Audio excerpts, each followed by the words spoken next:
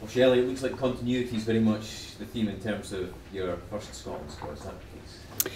I think the time constraints from post-Euros going into the World Cup qualifiers, it doesn't leave you a lot of time to make a lot of changes, and also you have the situation that most of the players have not played any club games since, so that's a huge factor. In terms of, you brought in a couple of uncapped players. Have you had them in mind, kind of maybe through the summer?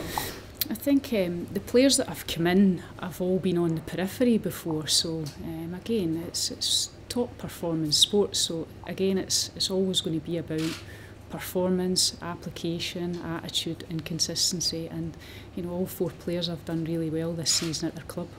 A couple of retirements since the Euros as well. Was that something that you were prepared for and legislating for anyway? I think when you look at football in general, after any campaign, that's usually when players tend to retire. And I have to say, on behalf of the Scottish FA and the women's national team, the 3 players, you know, they've amassed 400 plus caps, and they've been fantastic role models and leaders, and their careers have spanned a long time. So with that, we are going to miss the experience, but in football it gives someone else an opportunity. Yes, in the past had Glasgow City, some fantastic form, playing at a really high level, and then you have the ones playing abroad. But you could look at Hibernian and what they're doing in the Champions League recently, a great result this week. How positive is it to have another domestic ladies team playing at such a high level? Yeah, fantastic. Obviously, with the good work of Glasgow City, we managed to get a second Scottish team into Champions League, and that's fantastic for the game in Scotland. We want a competitive environment because that's what we need. If we are to become better as a nation in terms of girls and women's performance, then we need players to be competing against one another, and they need to be playing at the highest level. Fantastic result yesterday, 5-0 in their first game, so hopefully they have a successful campaign.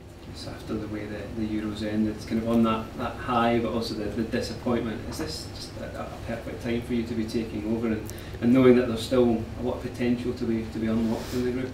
I think to get the opportunity to manage your national team, it doesn't matter when that time is, but I think you know, I speak on behalf of the whole nation, you know, that we were perhaps a little bit disappointed, especially with the first game against England.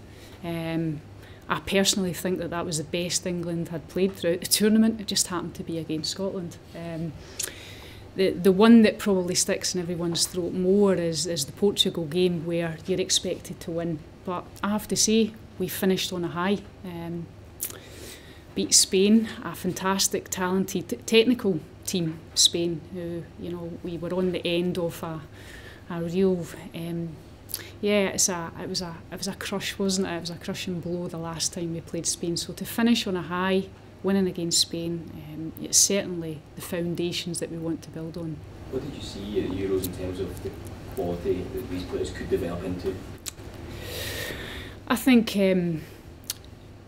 this group of players, even the players that are not involved through injury, I think it's got great potential. I see it a work in progress. We will have a philosophy that we try to captivate a nation with a style of play that, you know, it's the balance between winning and educating the players to be flexible and adaptable, and that really excites me. Gemma Fay was retired just the other day there. Who will be the new captain, or have you had discussions with players about who? Well, we're certainly looking at everything. You know, we're going to be meticulous in everything that we do. Right now, we're going to look at obviously our up and coming game against Hungary, and that's when we'll probably be in a position to announce that. I'm sure you've been aware of the situation regarding any local and the English FA, and just want to get your view on how disappointing it is to see that kind of story, given the progress that women's football has made in the last couple of years. I think the situational circumstances at this moment in time involves legal teams, and whilst that's the case, it's not something that I would like to comment on. I'm looking forward to just getting out there and getting your first team on the pitch. And how do you think you're going to be feeling standing on the sidelines with the national anthems and everything that goes with being in the national team? That's why I've got my tracksuit on. The ball's about to be kicked. This is the moment that I've been waiting on. It's just such an exciting time, you know. I've said previously that it was an honour for me to represent my country as a player, but to be responsible and be at the helm to take the team forward, it's a dream come true for me, so I can't wait to get started. Arsene Wenger has said that he expects it's imminent before a woman takes over a top level side in the English Premier League or a similar league there. What are your views on this? I think that there's females that are more than capable, absolutely. But everything's on success, isn't it? And there's a starting point as well. I'm a great believer that no matter what environment you work in, you have to develop a skill set and get experience at all different levels. But, you know, I would agree with him. There's lots of females globally that are more than able and capable of doing the job.